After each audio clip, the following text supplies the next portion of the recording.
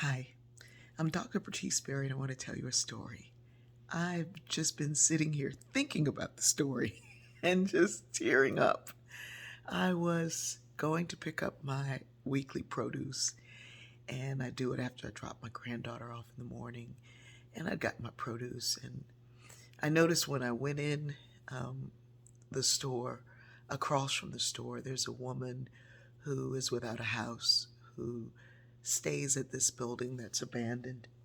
Um, and she's there every time I've been there. And, every time I see her, I don't know if I want to say anything. I don't know if she wants me to say anything. I don't, but I knew I could not keep passing this woman by. I just could not. And so that day, I um, got cash back from my purchase because I rarely carry cash.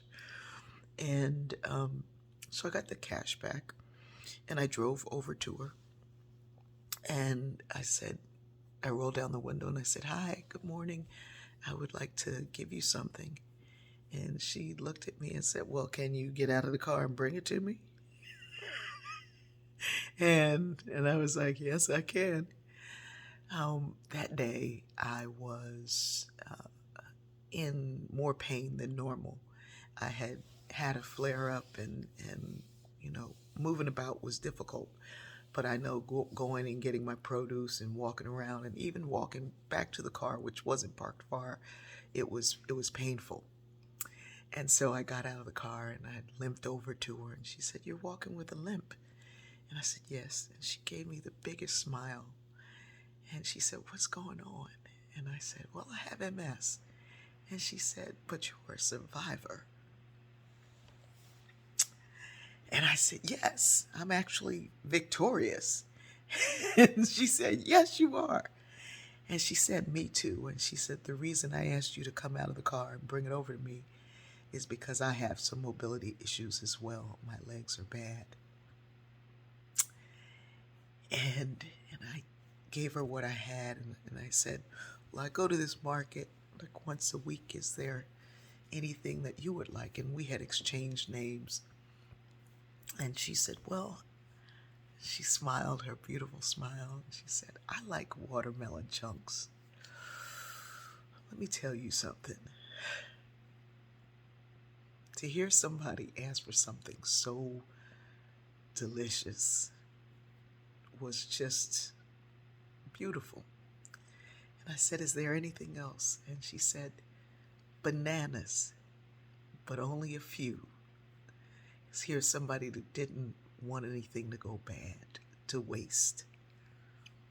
And I said, "All right." And I thanked her for her words of encouragement as she encouraged me.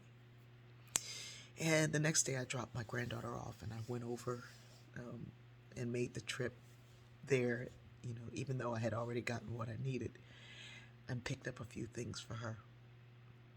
And when I went over to her, it was early and she was asleep. So I quietly walked over and I placed the things down. She took in a deep breath and said, "There you are, Bertice." She was completely covered under her blanket. She did not look out, but she knew it was me.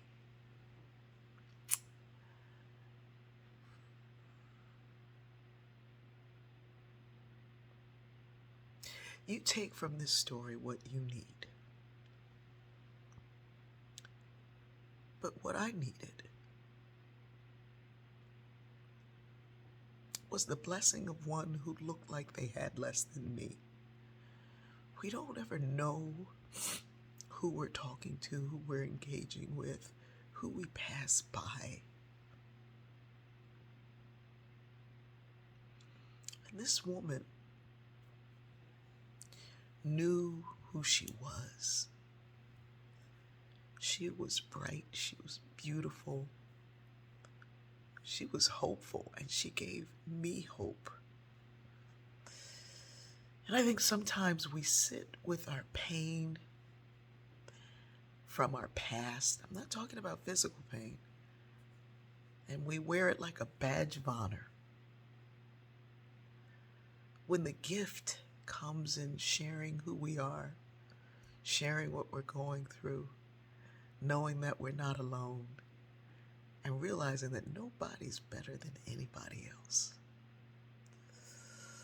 I have a new friend. I have a new confidant.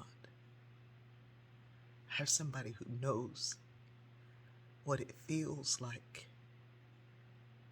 to have somebody giving you something and it's hard to get up to get it. I love you.